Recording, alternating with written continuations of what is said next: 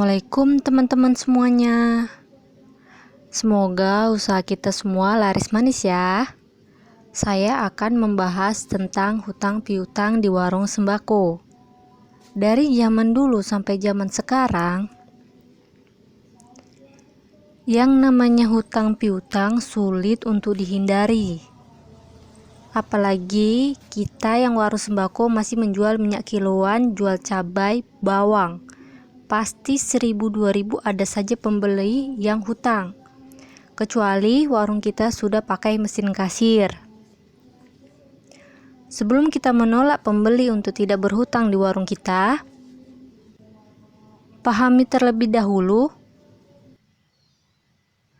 kelebihan dan kekurangan memberikan hutang kepada pelanggan.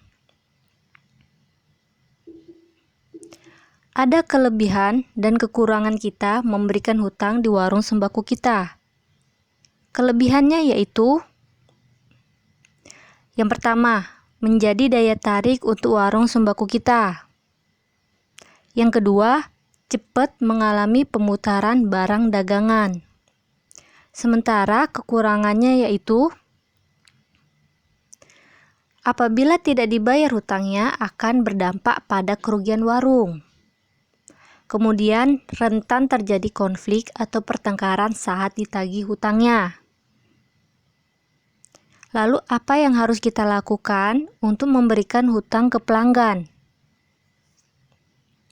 Pertama-tama, buatlah peraturan tegas di warung sembako kita. Peraturan tersebut bisa berupa 1. Nominal maksimal pinjaman. Contoh 50.000. Kedua, batas tempo pembayaran. Contoh tempo 1 minggu. Ketiga, buat konsekuensi jika pembayaran melewati batas tempo. Misalnya, jika hutang belum dibayar, tidak diberikan hutang kembali. Keempat, barang-barang apa saja yang boleh dihutang. Contoh, cuma boleh barang sembako, tidak termasuk rokok. Kelima, selanjutnya kita harus menyaring pelanggan. Jangan boleh semua pelanggan berhutang di warung Anda. Anda harus mengenali sifat pelanggan tersebut agar hutangnya bisa dibayar tepat waktu dan gak ribet saat menagihnya. Dan memang sering belanja di warung kamu. Jika kamu menemukan pelanggan yang susah bayar hutang, maka tegaslah untuk menolak memberikan hutang dengan mengurangi barang belanjaannya. Atau terus terang saja kalau warung Anda tidak memberikan hutangan. Dengan begitu orang tersebut tidak akan berhutang di warung Anda. Apabila orang tersebut tidak berbelanja di warung Anda karena tidak diberikan hutang, ia tidak jadi masalah. Daripada Anda memberikan hutang dan jadi ribut saat ditagih hutangnya. Anda hanya mempertahankan pelanggan yang gampang bayar hutang, agar pelanggan tersebut tidak pindah ke lain warung. Anda juga harus mengatur pembukuan kasbon,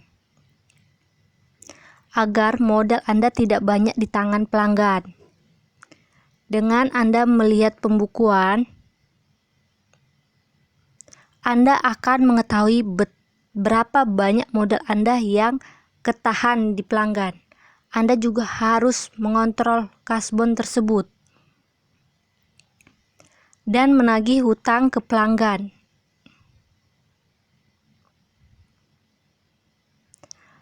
Walaupun gampang bayarnya, jangan sampai Anda kehabisan modal. Anda juga bisa membatasi jumlah pelanggan yang boleh berhutang untuk kelangsungan warung sembako Anda.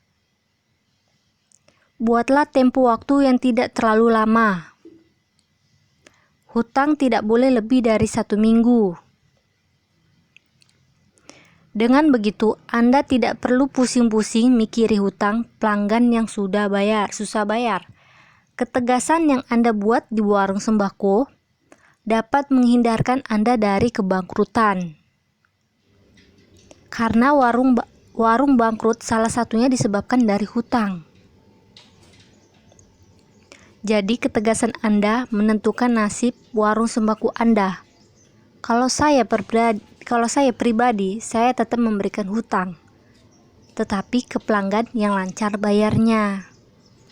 Dan jumlah hutangnya juga tidak terlalu banyak. Saya hanya memberikan hutang apabila kekurangan saat dia belanja saja. Bukan berarti pelanggan saya bisa belanja tanpa membawa uang sepeser pun. Nah, hal itu pun harus kita hindari. Jangan hutangnya ke warung kita, kontannya ke warung lain. Saya hanya memberikan hutang apabila kekurangannya sedikit. Dan saya juga punya cara lainnya. Ketika mendekati Lebaran, sebelum saya membagikan sirup kepada pelanggan, saya menyuruh pelanggan untuk melunasi hutangnya. Sebelum hutangnya lunas, saya tidak akan membagikan sirup jatah dia belanja di warung saya. Dengan begitu, pelanggan saya semua membayar hutang.